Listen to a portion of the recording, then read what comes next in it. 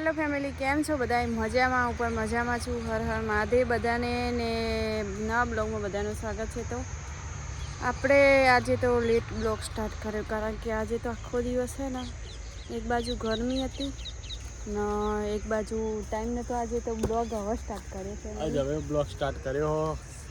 સાંજ પડી ગઈ છે સાંજ ને પડી. આ કોમેડી વિડીયો આપણી પાસે હતો નહીં, એટલે કોમેડી વિડીયો બનાવવા હતા અને 2-3 રીલ્સ પણ બનાવવાની.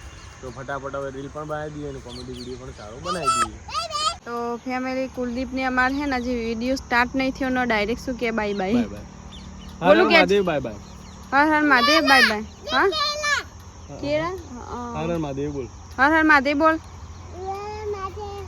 Bye bye.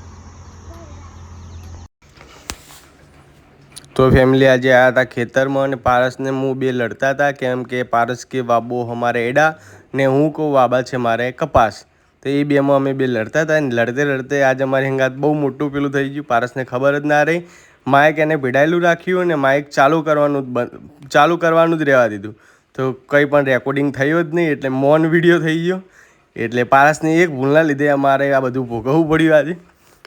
ને પારસને એક જ વસ્તુ હતી કે મારે તો ઈંડા જ વાવો, પણ ઈંડા એને ખબર નથી કે ઉનાળામાં ઉતાર આવે ને પેલો તો થોડું ઠંડકમાં કપાસ ઉતરી જાય.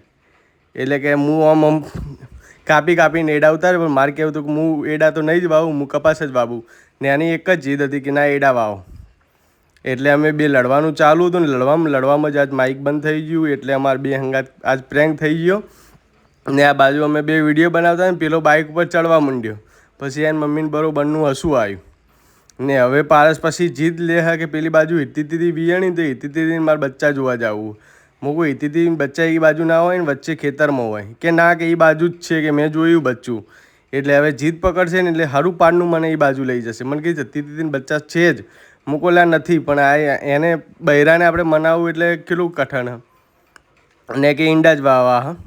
પછી એની વાતમાં પછી મને કે બચ્ચા જોવા જ લઈ જો.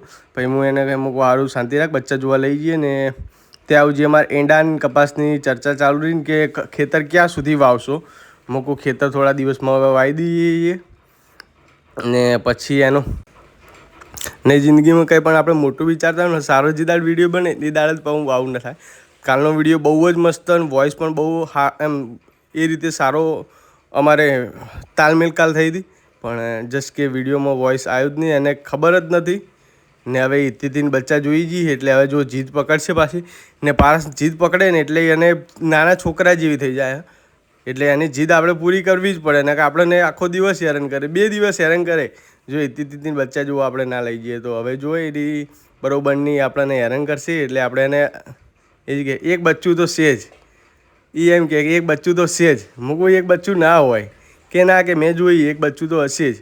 તો મૂકું આ પેલી બાજુ ના હોય કે એ બાજુ નહીં કે આ બાજુ હ. મૂક આ બાજુ ખેતરમાં રોડ સાઈડ કદી હિતીથી બચ્ચા ના મૂકે, ના કે એ બાજુ જ હિતીથી બચ્ચા મૂક્યા તે, ના કે આ બાજુ. તો મૂક પછી એ બાજુ જ કહેશે. મૂક એ બાજુ ના હોય રોડ હોવાનું.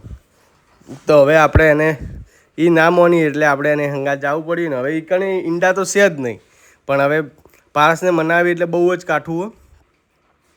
મૂકું ના હોય, મને કે ના છે, મને કે શરત રાખવી. મૂકું શરત તો નહીં રાખવી, પણ એ બાજુ બચ્ચા ના હોય. એટલે ફટાફટ લઈને હેડી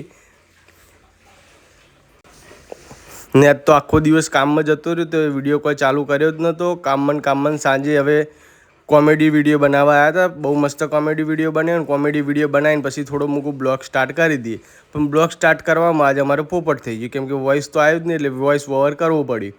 ને આ વિડીયો તમને કેવો લાગ્યો કોમેન્ટ કરીને જરૂર કહેજો. ને હવે પારસની જીદ પૂરી કરવા માટે આપણે ઠેર રોડ સાઈડ આવ્યા છીએ. ને કણજી વખડા નીચે આપણે પહોંચી ગયા ને હવે કહેશે કે આટલામાં જ હતી, આટલામાં જ બચ્ચું હતું. મોનવા નહીં દે કે આટલામાં જ હતું. મૂકવું હોય બચ્ચું હોય જ નહીં કે ના, કે હિતીથી બચ્ચું હોય કણ જ હતું. જો એવી હવે નાટક કરશે, ખોટા હોય હતું ન હોય હતું બતાવશે 2-3 વાર. ને આપણે મને ખબર મૂકું આ બાજુ કદી હોય જ નહીં, મન અંદાજ હોય એટલે કરીને આપણા ખેતરમાં જો બધું ખડ ને બળ ઉગી ગયું. એટલે પાછું એકવાર ખેડ કરાવીને પછી કપાસ માટે સરખા ચારા કરાવવા પડશે. મૂકું પેલી બાજુ હોય, આ બાજુ હોય જ નહીં. પણ એ કે ના, મેં બચ્ચું અહીંયા જ જોયા કે અહીંયા જ જોયું. પણ આપણે કે હા ભાઈ જોયું છે એમ કરીને મૂકું આ બાજુ ના હોય, આ બાજુ હશે કે મૂકું પછી મેં માની લો મૂકું સારું હેડો હશે. પછી હવે પારસ કે હેડો કે ઈ મકા જોવા જઈએ, પણ મૂકી ઈ મકા હોતું છે આ ઈ કમન તો આપણે ઊભા જ હતા, પણ આપણે પારસને મનાવી બહુ કાઠું હોય ને પછી ફટાફટ આપણે ઈ મકા નીકળી ગયા ને આપણે થતું હતું મોડું. અને પછી કુલદીપભાઈ પણ રોવા માંડ્યા. અમે આ બાજુ આવ્યા તે પછી આ રોડ સાઈડ તો કદી તે બચ્ચા ના મૂકે ને આ થઈ જીધું મોડું અને ફટાફટ હવે વિડીયો બનાવવાનો હતો. ને પછી અમે જોઈ તો લીધું હતું કે વિડીયોઝમાં થયું નહીં, પણ અંધારું થઈ ગયું એટલે કોઈ પછી બીજો વિડીયો બનાવ્યો નહીં. પછી હું કહી તો કોક કરીને વોઇસ ઓવર કરી દેશું. ને આરી હજુ એડામાં ને કપાસમાં જ વળજી મને કે ઈંડા જ વાબા ઈંડામાં શું કે 12 મહિનામાં એકવાર ઉતારવા, ઠેઠ ઉનાળામાં ઉતારવા આવે એટલે 6 મહિના તો એને આરામ કરવો પડે, એટલે એના લીધે. ને મને કે કપાસમાંથી મને કોઈ પૈસા હાલતા જ નહીં તમે, તો હું પૈસા હાલી ફેર તને વાપરવા આપીશ. મને કે પેલી ફેર ચો આપ્યા હતા, મૂકું પણ ના આપ્યા તમારા સાચી, પણ હાલી ફેર તને પૈસા આપે એની મગજ મારી હટતી હતી. ને આજે કપાસમાં ને એડામાં અમારો વોઇસ જ કહેવા દીધો ને. પેલી બાજુ કુલદીપ તૈયાર થઈ ગયો ને આ બાજુ પારસ ઘરે જવાની તૈયારી કરવા માંડી. ને પારસને તો હજુ મનમાં એમ જ છે કે આપણે એડા વાવી દઈએ, પણ હવે હું કહું ના મારે કપાસ વાવો, તું મારને કોમ કરાવે તો કે ના કરાવે, પણ હું તને એડા નહીં વાવા દઉં, હું કપાસ જ વાવવાનો. પછી કે આપણું કોઈ સમસ્યા જ નહીં કે ફેમિલી એમ કે હૈરી બધું વિરાટનું જ છે. તો ફેમિલી આપણે વાવવા હતા એરંડા ને વિરાટ અટ કરે છે કે ના કે આજે વાવવા છે આપણે કપાસ જ. તો ફેમિલી આજનો વિડીયો કોક આવો રહ્યો, તો તમને વિડીયો કેવો લાગ્યો કમેન્ટમાં જરૂર લખજો ને સારો લાગ્યો હોય તો લાઇક શેર ને સબસ્ક્રાઈબ કરી લેજો. તો આજે હે ને વિડીયોમાં પૂરો પ્રેન્ક થઈ ગયો હો ને આપણે સાહેબ કે કલે આયરું ભરાય, કારણ કે રસ્તામાં સાધન જતા હતા તો અવાજ આવતો હતો, એના લીધે થઈને અવાજ હરખો નહોતો આવતો, પણ માઇક ચાલુ કરવાનું ભૂલી ગયા. માઇક ચાલુ કરવાનું ફેમિલી ભૂલી ગયા. તો ફેમિલી આવો વિડીયો